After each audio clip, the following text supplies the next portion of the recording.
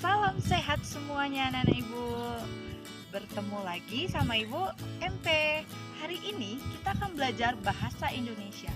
Dan materi kita akan kita bahas mengenai teks eksposisi. Nah, mari semua anak-anak ibu kita simak videonya ya. Nah, anak-anak ibu, hari ini kita akan membahas tentang teks eksposisi. Jadi, yang pertama itu kita akan membahas tentang pengertian teks eksposisi. Teks eksposisi adalah teks yang berisi sebuah informasi yang berupa gagasan atau pendapat yang disertai dengan fakta. Sedangkan tujuan teks eksposisi yaitu untuk memberikan informasi dan pengetahuan kepada kita semua tentang suatu hal. Selanjutnya, yaitu unsur-unsur teks eksposisi. Yang pertama itu ada gagasan. Gagasan disebut ide atau pendapat. Isinya berupa pertanyaan yang mungkin berupa komentar, penilaian, saran, dorongan, dan rujukan. Contohnya, gugus tugas sudah bekerja dengan baik. Nah, yang kedua itu fakta. Fakta adalah keadaan atau peristiwa yang merupakan kenyataan, sesuatu yang benar-benar ada dan terjadi. Contohnya, virus corona menyebar di Indonesia sejak 2020. Selanjutnya yaitu pola-pola pengembangan teks eksposisi. Yang pertama itu pola umum khusus. Pada pola umum khusus, ide pokok bagian teksnya terletak di awal paragraf, yang kemudian diikuti dengan ide-ide penjelas. Pola ini dikenal dengan nama deduktif.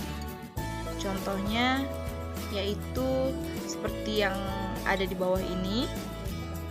Selanjutnya, pola khusus umum.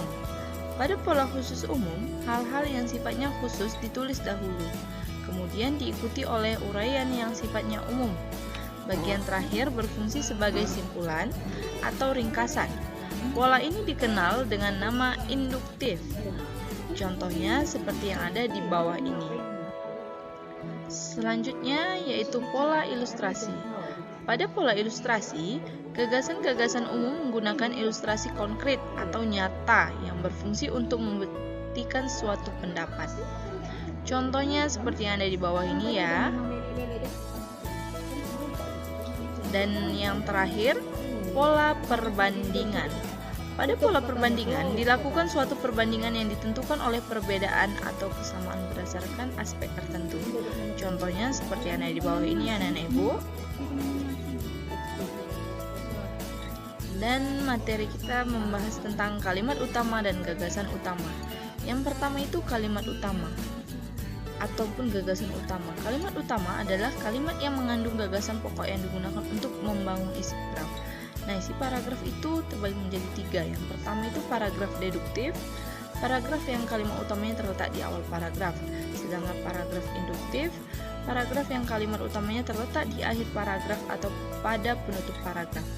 Nah, yang terakhir ada paragraf campuran. Paragraf yang kalimat utamanya terletak di awal dan di akhir. Demikian pertemuan kita hari ini. Sampai jumpa di video kita selanjutnya. Bye.